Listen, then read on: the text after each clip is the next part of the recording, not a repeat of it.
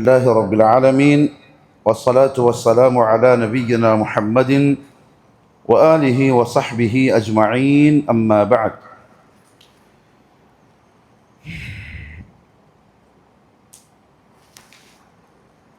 الله سبحانه وتعالى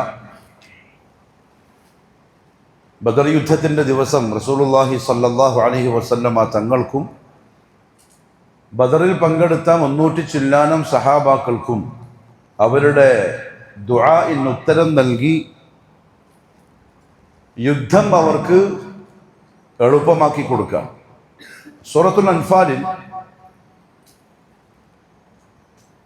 അത് അള്ളാഹു അവർക്ക് എളുപ്പമാക്കി കൊടുത്ത ആ രംഗങ്ങൾ, ആ കാര്യങ്ങൾ വിശദീകരിച്ചു.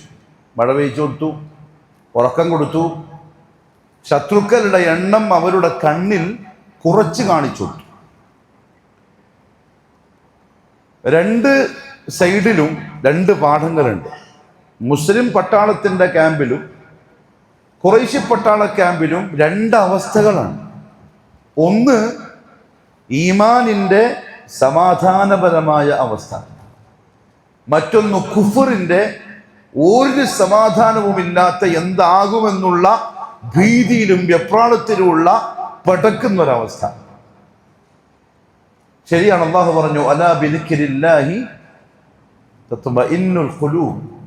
അള്ളാഹുവിൻ്റെ സ്മരണ, അള്ളാഹുവിലുള്ള വിശ്വാസം, അള്ളാഹിൻ്റെ ദിക്ർ, ദുആ, ഇതിലൊക്കെയാണ് സത്യവിശ്വാസികൾക്ക് മനസ്സിൻ്റെ സമാധാനം.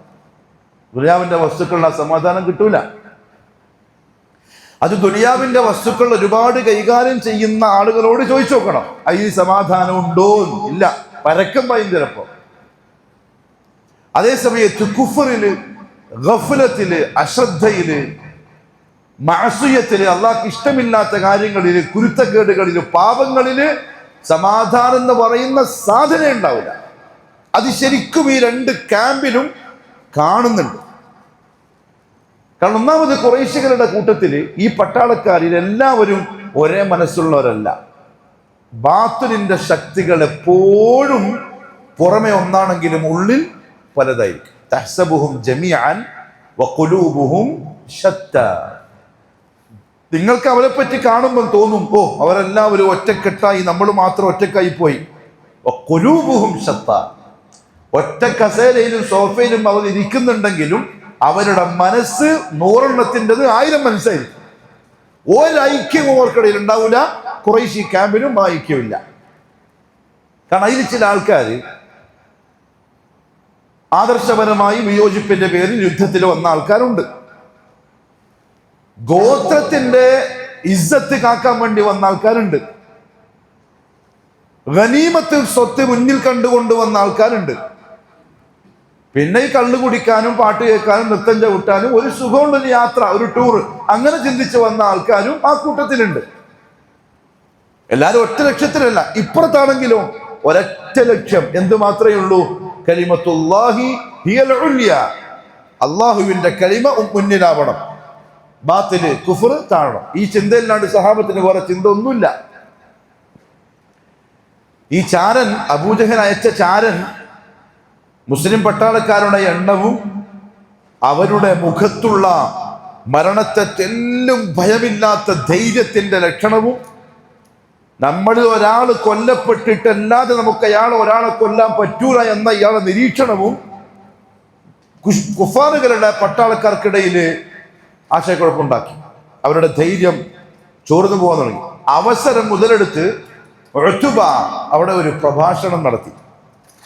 കുടുംബ ബന്ധവും, അപ്പുറത്ത് നിൽക്കുന്ന ആൾക്കാരാരാ? മൂത്താപ്പന്മാര്, അടയപ്പന്മാര്, അവരെ മക്കള്, രക്തബന്ധം, അതിൻ്റെയൊക്കെ മേന്മ പറഞ്ഞു.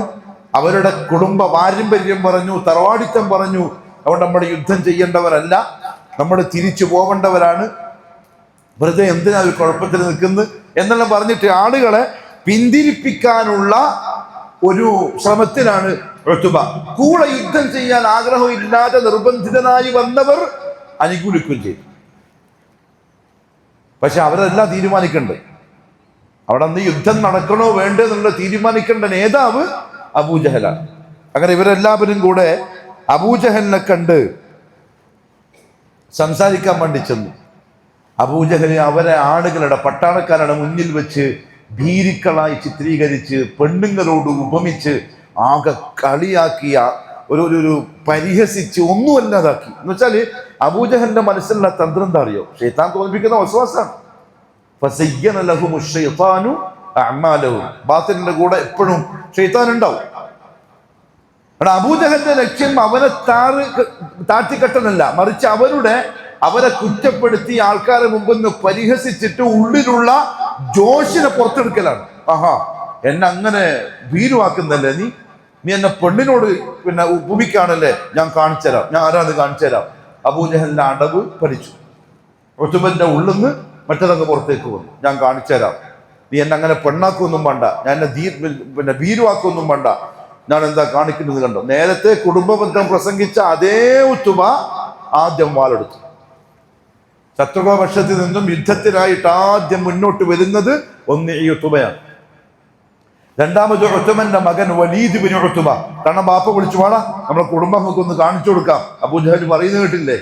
രണ്ടാമത്തത് ഷൈബ, ഈ ഉത്ബന്റെ സഹോദരൻ. ഈ മൂന്നെണ്ണമാണ് ആദ്യം വന്ന് നിൽക്കുന്നത്. അതെന്തിന്?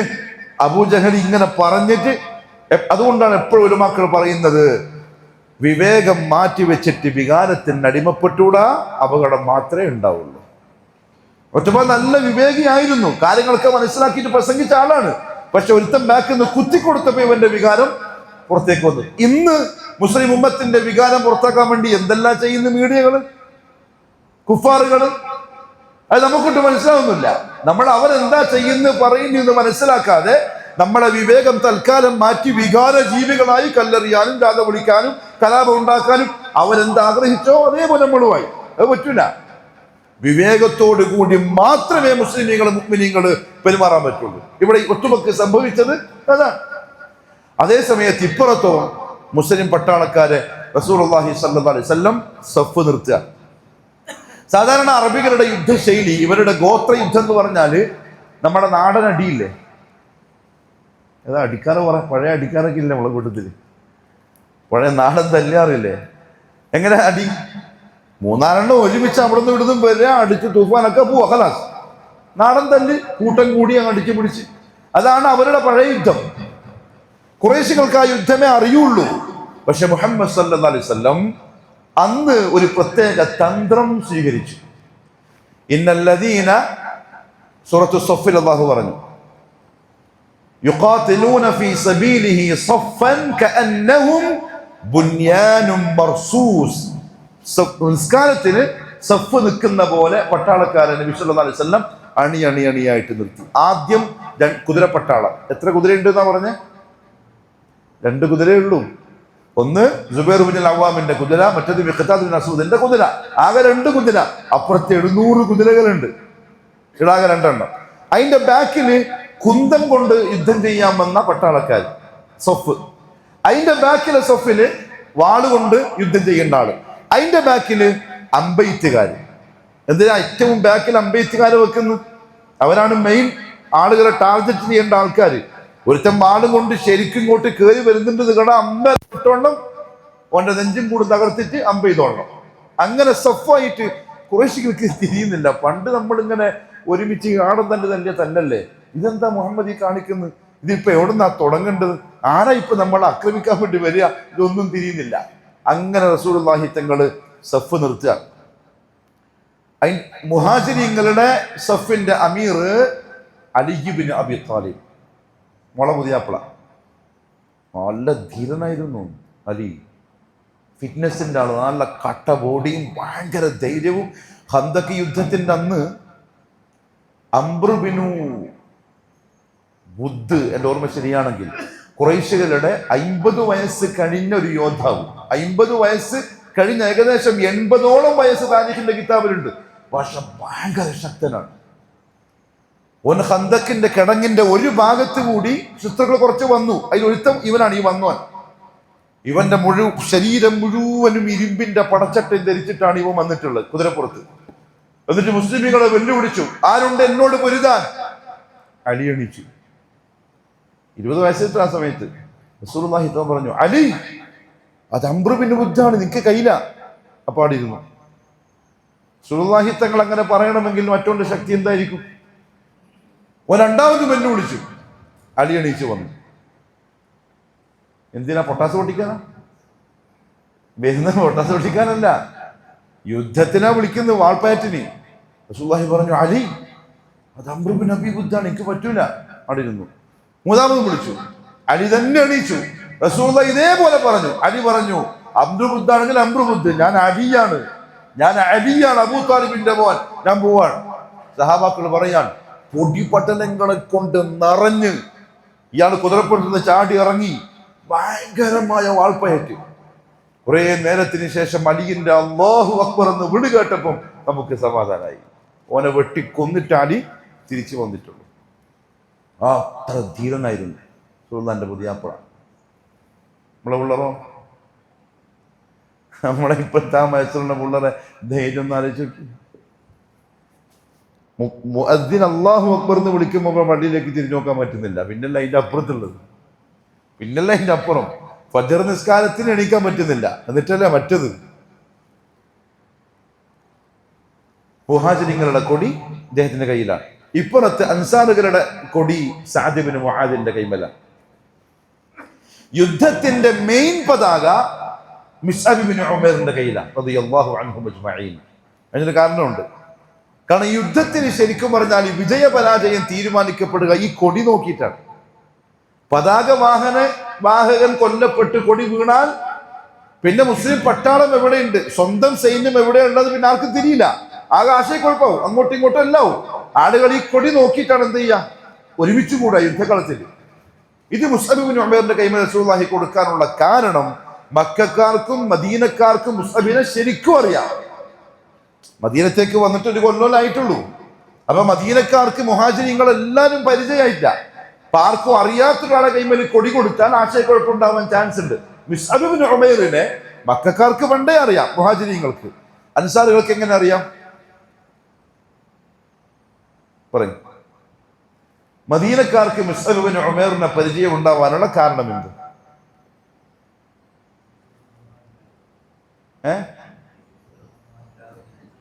ദഅവത്തിന് റസൂലുള്ളാഹി സ്വല്ലല്ലാഹു അലൈഹി വസല്ലം 20-ാമത്തെ വയസ്സിൽ 18-ാമത്തെ വയസ്സിൽ മുസ്അബ് ഇബ്നു ഉമൈറിനെ മദീനത്തേക്ക് അയക്കാണ് ദീൻ പഠിപ്പിക്കാൻ. ആര്? അള്ളാന്റെ റസൂല്.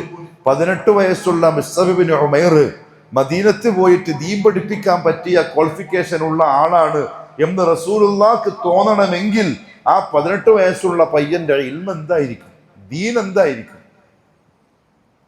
നമ്മളെ 18 വയസ്സുള്ള മക്കളുടെ കോലം എന്താ? കോലമല്ല, അവസ്ഥ എന്താ? ദീനിന്റെ ഇൽമിന്റെ. നമ്മൾ അവരുമായിട്ട് വേണം താരതമ്യം ചെയ്യാൻ, എന്നാലേ കുറച്ചെങ്കിലും ഒന്ന് കിട്ടുള്ളൂ. റസൂലുള്ളാഹി അയക്കാണ് മദീനക്കാർക്ക് ദീൻ പഠിപ്പിക്കാൻ.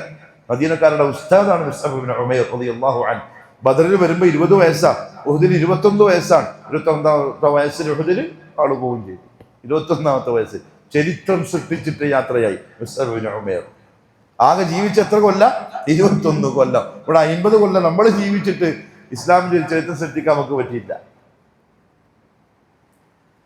അദ്ദേഹത്തിന്റെ കൈമലാണ് കൊടി.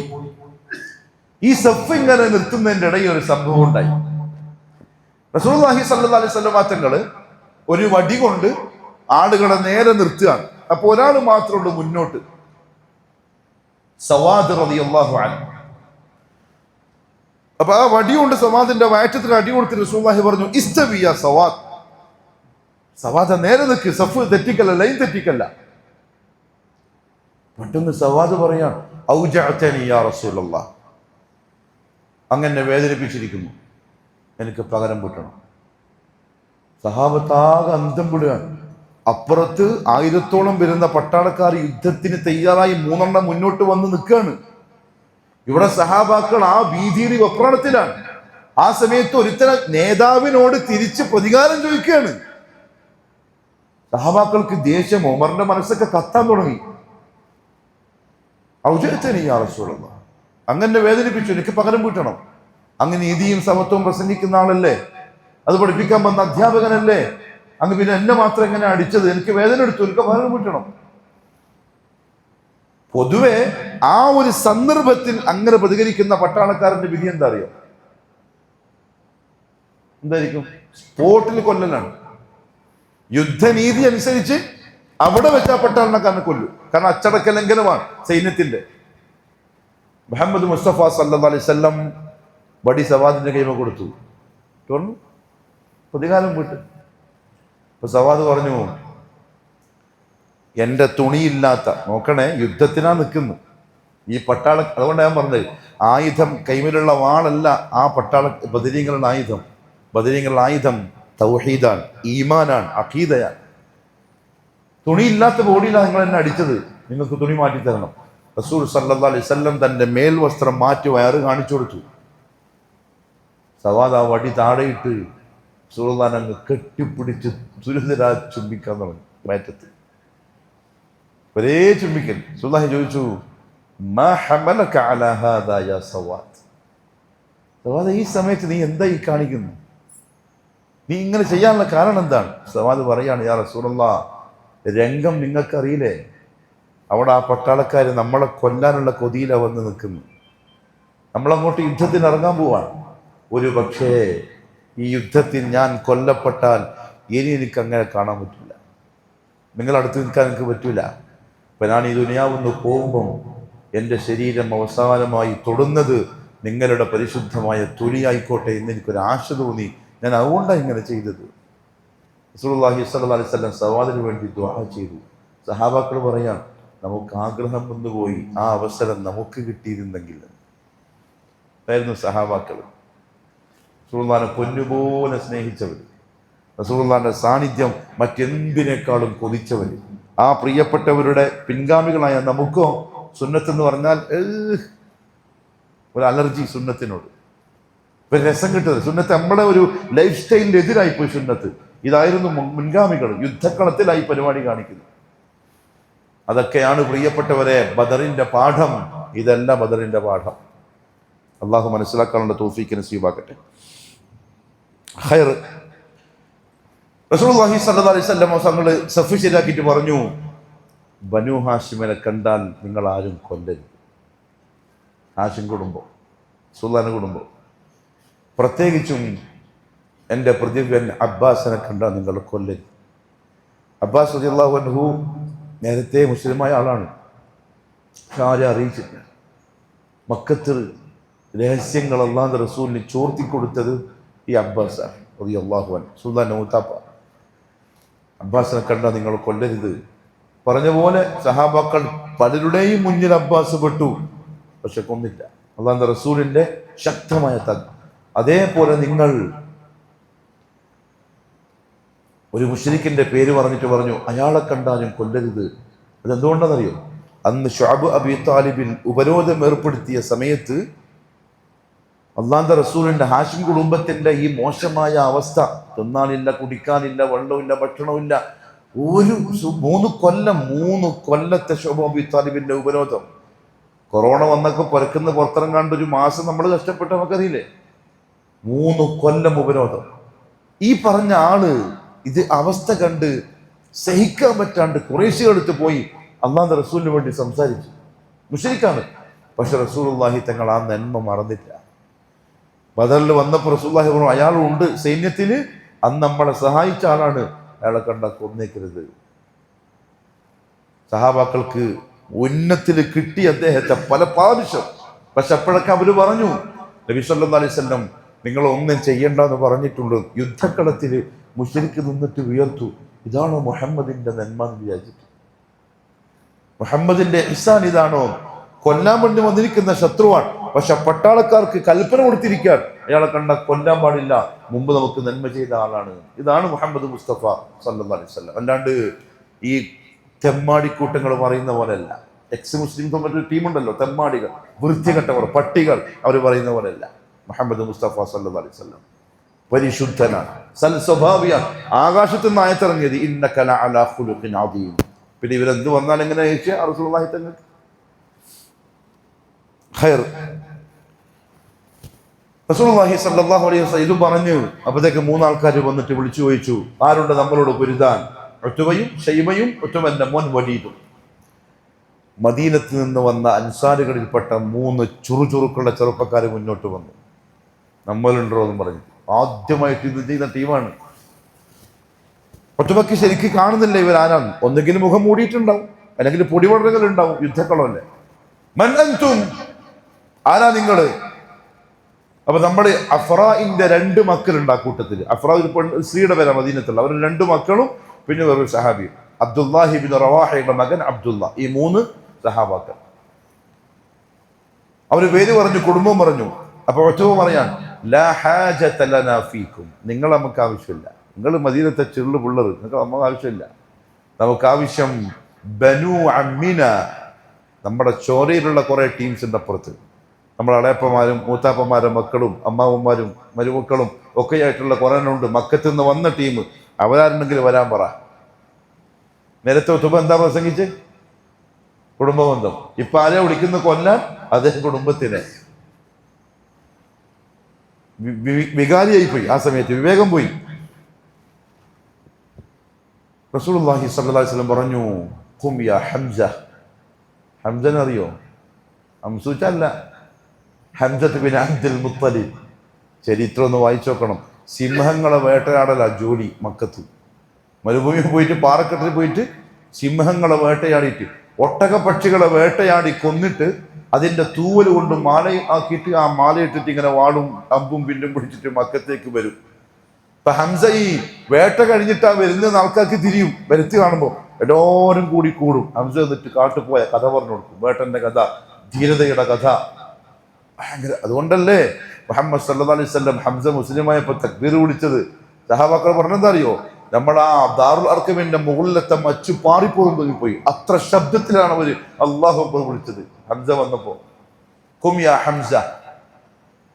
സ്വന്തം മൂത്താപ്പയാണ്, പൃഥ്വിയാണ്. ഖും യാ അലി. പുതിയാപ്പള നേതാവ്. നമ്മളെ നാട്ടിലെ നേതാക്കന്മാരെ മക്കളും ഒക്കെ എവിടെ ഉണ്ടല്ലേ? നമ്മളെ നാട്ടിലെ നേതാക്കന്മാരെ മക്കള് ലണ്ടനിൽ, പിന്നെ അവരെ ഏളപ്പാര മക്കള് US, പിന്നെ അവരെ അനിയന്മാര് സെക്രട്ടേറിയറ്റിന്റെ ഓഫീസിൽ സെക്രട്ടറിമാര്, പിന്നെ ഈ അനുയായികള് കത്തിയും വാളും ബോംബും ചാക്കും കല്ലും മണ്ണും പിരാന്തും കള്ളും ഇങ്ങനെ പൊട്ടന്മാര് മന്ദബുദ്ധികളായിട്ട് ഇങ്ങനെ കറങ്ങുക. മുഹമ്മദ് സല്ലല്ലാഹു അലൈഹി വസല്ലം അങ്ങനത്തെ നേതാവല്ല. ഖും യാ ഹംസ. ആദ്യം പ്രതിബിനെ വിളിച്ചു. ഖും യാ അലി. പിന്നെ വിളിച്ചത് പുതിയാപ്പളിനെ, മൂത്താപ്പന്റെ മോനെ അലി വാണിക്ക്. പിന്നെ യാ ഉബൈദ ഇബ്നുൽ ഹാരിസ. ഉബൈദ റളിയല്ലാഹു അൻഹു. 3 ആൾക്ക് പ്രായം കൂടിയാണ് ഈ ഉബൈദ റളിയല്ലാഹു അൻഹു. ഹംസന്റെ നേരെ ഷൈബ, ഉബൈദിന്റെ നേരെ ഉത്ബ, അലിയുടെ മുമ്പിലുള്ളത് വലീദ് ഇബ്നു ഉത്ബ. മുബാറസ, ആദ്യത്തെ ദ്വന്ദ്വയുദ്ധം. ഹാദാനി ഖസ്മാനി ഇഖ്തസമു ഫീ റബ്ബിഹിം എന്ന് അല്ലാഹു പറഞ്ഞത് ഇതിനെ സംബന്ധിച്ചാണെന്ന് ചില മുഫസ്സിരിങ്ങൾ പറഞ്ഞിട്ടുണ്ട്. ആദ്യത്തെ ദ്വന്ദ്വയുദ്ധക്കാർ ഹംസയും അലിയും റളിയല്ലാഹു അൻഹുമാ. 2 സെക്കൻഡ് കൊണ്ട് കാലം തീർച്ചു. ആരായി മരിച്ചു വീണെന്നറിയോ? ഖുറൈശികളുടെ നേതാക്കന്മാരിൽപ്പെട്ട ഒന്ന് ഉബൈദ റളിയല്ലാഹു അൻഹു. കുറച്ച് പ്രായമുണ്ട്. ഉത്ബന്റെ ഒരു വട്ട അദ്ദേഹത്തിന്റെ തൊടയിൽ നല്ല ആഴത്തിൽ കൊണ്ട് അദ്ദേഹം വീണുപോയി. അപ്പൊ തന്നെ ബാക്കി 2 ആൾ ഓടി വന്ന് ഉത്ബന്റെ കഥയും കഴിച്ചു. 3 നേതാക്കന്മാര് തുടക്കത്തിൽ തന്നെ ഡീൻ. ഇത് കണ്ടിട്ടാ ഗന്ധം വിട്ട് നിൽക്കാണ് ഖുറൈശികൾ. ഇനിയിപ്പോ എന്താ സംഭവിക്കാൻ പോകുന്നത്? യുദ്ധം വേണ്ടാന്ന് പ്രസംഗിച്ച, കുടുംബബന്ധം പ്രസംഗിച്ച ഉത്ബയും മോനും അനിയനും തുടക്കത്തിൽ തന്നെ തീർന്നു. ഇബ്നു മസ്ഊദ് പറഞ്ഞു, നബി സല്ലല്ലാഹു അലൈഹി വസല്ലം വിരൽ ചൂണ്ടിയിട്ട് കാണിച്ചു തന്നിട്ടുണ്ടായിരുന്നു, ഇവിടെ ഉണ്ടാവും ഉത്ബ, ഇവിടെ ഉണ്ടാവും ഷൈബ. അതേ സ്ഥലത്ത് അവർ വീണ് കിടക്കുന്ന കാഴ്ച ഞാൻ എൻ്റെ കണ്ണുകൊണ്ട് കണ്ടു. ഉബൈദ റളിയല്ലാഹു അൻഹുവിനെ അദ്ദേഹം മുസ്ലിം പട്ടാളക്കാരെടുത്തിട്ട് ചികിത്സിക്കാൻ വേണ്ടി കൊണ്ടുപോയി. ബദർ യുദ്ധം കഴിഞ്ഞ് തിരിച്ചു വരുന്ന വഴിക്ക് അദ്ദേഹം ഷഹീദായി. യുദ്ധത്തിൽ മരിച്ചാലേ എന്താവുള്ളൂ? ഷഹീദാവുള്ളൂ. ഇദ്ദേഹത്തിന് ആ ഒരു സങ്കടം. അപ്പം അദ്ദേഹം തിരിച്ചു വരുന്ന വഴിക്ക് ചോദിച്ചു, യാ റസൂലല്ലാഹ്, എനിക്ക് ഷഹാദത്ത് നഷ്ടപ്പെട്ടു പോകുമോ? കാലിൻ്റെ നല്ല ആഴത്തിലുള്ള മുറിവാണ്, എനിക്ക് ജീവിക്കില്ലെന്നുള്ള കാര്യം ഉറപ്പാണ്. എനിക്ക് ഷഹാദത്ത് നഷ്ടപ്പെട്ടു പോകുന്ന നബിയെ. റസൂലുള്ളാഹി പറഞ്ഞു, ഇല്ല ഉബൈദ, നീ ബദരീങ്ങളുടെ കൂട്ടത്തിലാണ്, നീ ശുഹദാക്കളുടെ കൂട്ടത്തിലാണ്. വരുന്ന വഴിയിൽ വെച്ച് അദ്ദേഹം ഷഹീദ. ഇന്നും 14 ശുഹദാക്കളുടെ പേര് നോക്കിയാൽ ഉബൈദ ഇബ്നു ഹാരിസ എന്ന പേര് നിങ്ങൾക്ക് കാണാൻ പറ്റും. ആദ്യത്തെ ഷഹീദ് ബദറിന്റെ, ആദ്യം വെട്ടേറ്റ ആള്. ഇതാണ് യുദ്ധത്തിന്റെ തുടക്കം. ആദ്യത്തെ 3 എണ്ണമാണ്. റസൂലുള്ളാഹി സ്വല്ലല്ലാഹു അലൈഹി വസല്ലം ഇത് കഴിഞ്ഞ് ഇനി പോരാട്ടം നടക്കാൻ പോവാണ്. മുബാറസ കഴിഞ്ഞു, ഇനി യുദ്ധമാണ്. കാരണം ഖുറൈശികളുടെ വാച്ചെന്ന് 3 എണ്ണം വീണു. അവർ നോക്കി നിൽക്കൂല, വരും. അള്ളാഹുവിന്റെ റസൂല് കൈപൊക്കി, ടെൻഷനായി. ഇവിടെ എല്ലാം ചിന്തിക്കേണ്ട എന്താ അറിയോ? നമ്മളെ പഠിപ്പിക്കുന്ന കാര്യം എന്താ അറിയോ? എന്ത് പ്രതിസന്ധി വന്നാലും കൈ എങ്ങോട്ട് പോകണം? മുകളിലേക്ക് പോകണം. കൈയും മനസ്സും നാവും മുകളിലേക്ക് പോകണം. അതാണ് തൗഹീദ്. അതാ റസൂലുള്ളാഹി പഠിപ്പിക്കുന്നത്. യുദ്ധരി പോരാട്ടം കനക്കാൻ പോവാണ്. അല്ലാഹുമ്മ, ഇമാം മുസ്ലിം ഉദ്ധരിക്കുന്ന ഹദീസ് കാണാം, അല്ലാഹുമ്മ അൻജിസ് മാ വഅദ്തനി, ഏ അല്ലാഹ് നീ എന്നോട് ചെയ്ത വാഅദ പൂർത്തിയാക്കി താ അല്ലാഹ്, നീ എന്നോട് ചെയ്ത വാഅദ പൂർത്തിയാക്കി താ അല്ലാഹ്. ഇവരെങ്ങാനും ഇനി നശിപ്പിക്കപ്പെട്ടാൽ ദുനിയാവിൽ നിന്നെ മാത്രം പിടിക്കാൻ ഇനി വേറെ ആരും ബാക്കി ഉണ്ടാവില്ല. കൈവൊക്കി ദുആ ചെയ്യാൻ തുടങ്ങി. അബൂബക്കർ സിദ്ദീഖ് റളിയല്ലാഹു അൻഹു അടുത്ത് വന്നിട്ട് പറഞ്ഞു, യാ റസൂലല്ലാഹ്, മതി, എന്തോ ഒരു ദുആ, ഇന്നലെ രാത്രി തുടങ്ങിയ ദുആയാണ് അല്ലാഹുവിനോട്. അന്നേരമാണ് ജിബ്രീൽ അലൈഹിസ്സലാം വന്നിട്ട് സൂറത്തുൽ അൻഫാലിന്റെ 9-ാമത്തെ ആയത്ത് ഓതി കൊടുത്തത്. ഇദ് തസ്തഗീസൂന റബ്ബക്കും ഫസ്തജാബ ലക്കും അന്നി മുമിദ്ദുക്കും ബിഅൽഫിൻ മിനൽ മലായികതി മുർദിഫീൻ. നബിയേ, നിങ്ങളുടെ ദുആ ഞാൻ കേട്ടിട്ടുണ്ട്, കബൂൽ ചെയ്തിട്ടുണ്ട്. മലക്കുകളെ തുടരെയായി ഇറക്കാൻ ഞാൻ തീരുമാനിച്ചിട്ടുണ്ട്. വഹി വന്നു. അബൂബക്കർ സിദ്ദീഖ് തൊട്ട് ബാക്കിൽ നിൽക്കുന്നുണ്ട്. മുഹമ്മദ് സല്ലല്ലാഹു അലൈഹി വസല്ലം തങ്ങളുടെ മുഖം പ്രകാശിച്ചു, ചിരി വന്നു യുദ്ധക്കളത്തിൽ നിന്ന്. അബ്ശിർ യാ അബൂബക്കർ, അബൂബക്കറെ സന്തോഷിച്ചോളി, എന്റെ റബ്ബിന്റെ വാദ ഇതാവൻ പൂർത്തിയാക്കാൻ പോവാണ്. ഇദാ ജിബ്രീൽ, റസൂലുള്ളാഹി പറയാൻ, ഇദാ ജിബ്രീലിനെ കാണുന്നു, ആഖിദുൻ ബിഫറസിഹി, ജിബ്രീൽ തന്റെ കുതിരന്റെ കടിഞ്ഞാലും പിടിച്ചു വരുന്നുണ്ട്. അലൈഹി ആലത്തുൽ ഹർബി, യുദ്ധത്തിന്റെ പടച്ചട്ടയും ധരിച്ചിട്ടുണ്ട് ജിബ്രീൽ. മുഹമ്മദ് സല്ലല്ലാഹു അലൈഹി വസല്ലം നേർക്ക് നേരെ കണ്ടു. ഒരു തലയെക്കെട്ട് കെട്ടി കുതിരനെയും പിടിച്ചിട്ട് ജിബ്രീൽ അലൈഹിസ്സലാം കൂടെ 1000-ഓളം വരുന്ന പട്ടാളക്കാർ, പിന്നെ 3000, പിന്നെ 5000. ഖുർആനിൽ അല്ലാഹു പറഞ്ഞത്. അള്ളാഹ്ക്ക് പട്ടാളക്കാർക്ക് വല്ല കുറവുണ്ടോ? പക്ഷെ ഇവിടുന്ന് അങ്ങോട്ട് ശരിക്കും പോകേണ്ട പോലെ പോയാൽ അവിടെ ഇങ്ങോട്ട് തരും. പക്ഷെ അങ്ങനെ പോകുന്നില്ല. പോകേണ്ട പോലെ കൈ പൊങ്ങുന്നില്ല, ശരിക്കും പോകേണ്ട പോലെ മനസ്സ് പൊങ്ങുന്നില്ല. അള്ളാഹുവിന്റെ റസൂലിന്റെ ഉത്തരം കൊടുത്തു. ആദ്യം 1000 വന്നു, പിന്നെ 3000 വന്നു, പിന്നെ 5000 വന്നു. റസൂലുള്ളാഹി സ്വല്ലല്ലാഹു അലൈഹി വസല്ലം തങ്ങൾ അങ്ങനെ ചൂണ്ടിക്കാണിച്ച ആ കുന്നിന്റെ ആ സ്ഥാനം ഇന്നും ബദറിൽ പോയാൽ ചരിത്രം അറിയുന്നവർക്ക് ആ സ്ഥാനം അറിയാം. നമുക്കിതുവരെ മനസ്സിലായില്ല, അല്ലാഹു അഅലം എവിടെയാന്നുള്ളത്.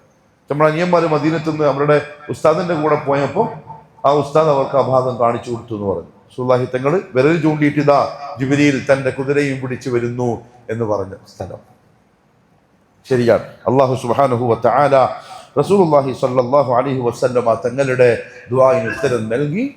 പട്ടാളക്കാർ വരണ്ടടുത്ത് നിന്ന് വന്നു. യുദ്ധം കൊടുമ്പിരി കൊള്ളുകയാണ്. അബൂജഹൽ ഒരുത്തരം ഇങ്ങനെ പരതുന്നു. അബൂജഹൽ ഇങ്ങനെ പരതുന്ന ഒരാളെ കാണുന്നില്ല. ആരാ? സുറാഖൻ കാണുന്നില്ല. ഇന്നലെ വന്നിട്ട് ഇന്നി ജാറുൽ ലക്കും, ഒന്നും പേടിക്കണ്ട, കൂടെ ഞാനുണ്ട്, എൻ്റെ ഗോത്രക്കാരുണ്ട്, ബനൂ ബക്കറിന്റെ കാര്യമൊക്കെ നമ്മളേറ്റു, യുദ്ധം ചെയ്തിട്ട് നശിപ്പിച്ചിട്ട് വരാൻ നോക്ക്, ഒരു പേടിയും വേണ്ടെന്ന് പറഞ്ഞവനുണ്ട്. നോക്കുമ്പോ ഇങ്ങനെ ഓടുന്നു. സുറാഖ, ഏടത്തേക്ക് പോകുന്ന നമ്മളെ വിട്ടിട്ട്? നീ അല്ല പറഞ്ഞ കൂടെ തന്നെ ഉണ്ടാവും. മോൻ വന്നിട്ട് പറഞ്ഞു, മോനെ ഇന്നി അറാ മാലാ തറൗൻ, നിനക്ക് കാണാൻ പറ്റാത്ത പലതും ഞാൻ കണ്ടു തുടങ്ങി. കാരണം ജിബ്രീലിനെ ആക്കി കാണാൻ പറ്റും, ഈ ശൈത്താനി കാണാൻ പറ്റും. ഇന്നി അറാ മാലാ തറൗൻ, നിങ്ങൾ കാണാത്ത പലതും ഞാൻ കാണുന്നുണ്ട്. മഅസ്സലാമ, നീയോ യുദ്ധോ കൊല്ലലോ പിടിക്കലോ എന്തെങ്കിലും ആക്കിക്കോ, ഞാൻ നമ്മളെ വഴിക്ക് പോക്കായി. ഇന്നി അഖാഫുല്ലാഹ റബ്ബൽ ആലമീൻ, എനിക്കെൻ്റെ റബ്ബിനെ പേടിയാണ്. ശൈത്താൻ പറഞ്ഞ വാക്കാണ്. ഇനി നിങ്ങൾക്ക് രക്ഷയില്ല മോനെ, മോളിന്ന് വരണ്ടോ വന്നു, ഇനി നമ്മളില്ല. കളക്ക് പോയി. അബൂജഹലിന്റെ ധൈര്യം ഫുള്ള് ചോർന്നു. ഇനി മുഹമ്മദ് സല്ലല്ലാഹു അലൈഹി വസല്ലമ തങ്ങൾക്ക് കഴിഞ്ഞ 13 കൊല്ലം അവർ കൊടുത്ത കഷ്ടപ്പാടിന്റെ വേദനയുടെ അനുഭവങ്ങൾ, പ്രതികാരം അനുഭവിക്കാൻ പോവാണ് ബദറിന്റെ ഭൂമി. പ്രധാനപ്പെട്ട 3-4 കൊലപാതകങ്ങളുടെ കഥ പറയാനുണ്ട് ഇൻഷാ അല്ലാഹ് നാളെ രാത്രി. നാളെ നമുക്ക് ബദർ പറഞ്ഞ് അവസാനിപ്പിക്കാം, ഇല്ലെങ്കിൽ ഇങ്ങനെ നീണ്ടുപോകും. പക്ഷെ കഥ പറയലല്ല കാര്യം, ആവേശം ഉണ്ടാവണം. അങ്ങനെയാവണം ഭൈ, ആദർശവാദിയാവണം, ഒരു വിട്ടുവീഴ്ചയില്ലാത്ത ദീനിയാവണം. അള്ളാഹു എനിക്കും നിങ്ങൾക്കും തൗഫീഖ് തരട്ടെ. എല്ലാ മേഖലയിലും ഖാല അല്ലാഹ് വഖാല റസൂലുള്ളാഹ്, അള്ളാഹ് പറഞ്ഞ പോലെ, അള്ളാഹുവിന്റെ റസൂല് പറഞ്ഞ പോലെ, സഹാബാക്കൾ ജീവിച്ച പോലെ. എന്നിട്ട് എങ്ങനെയാവണം എന്നറിയോ? ആവശ്യം വരുമ്പോൾ കൈ പൊക്കേണ്ട സമയമാകുമ്പോൾ കൈ പൊക്കുമ്പോഴേക്കും ഇത് തസ്തഗീസൂന റബ്ബക്കും ഫസ്തജാബ ലക്കും, അങ്ങനത്തെ ഒരു കണക്ഷൻ ബദരീങ്ങൾ ഉണ്ടാക്കിയ കണക്ഷൻ അള്ളാഹുമായിട്ടുണ്ടാക്കും. നമ്മുടെ ചെറിയ മക്കൾക്ക് ചെറുപ്പത്തിലെ ആ കണക്ഷൻ പറഞ്ഞു കൊടുത്തിട്ട് ഇങ്ങനെ കഥകൾ പറഞ്ഞു കൊടുത്തിട്ട് വളർത്തണം. അങ്ങനത്തെ ഒരു പുതിയ തലമുറയായി മാറണം. അള്ളാഹു നല്ല തൗഫീഖ് നസീബാക്കി തരട്ടെ. വആഖിറു ദഅവാന അൽഹംദുലില്ലാഹി റബ്ബിൽ ആലമീൻ. സുബ്ഹാനക അല്ലാഹുമ്മ ബിഹംദിക അഷ്ഹദു അൻ ലാ ഇലാഹ ഇല്ലാ അൻത അസ്തഗ്ഫിറുക വഅതൂബു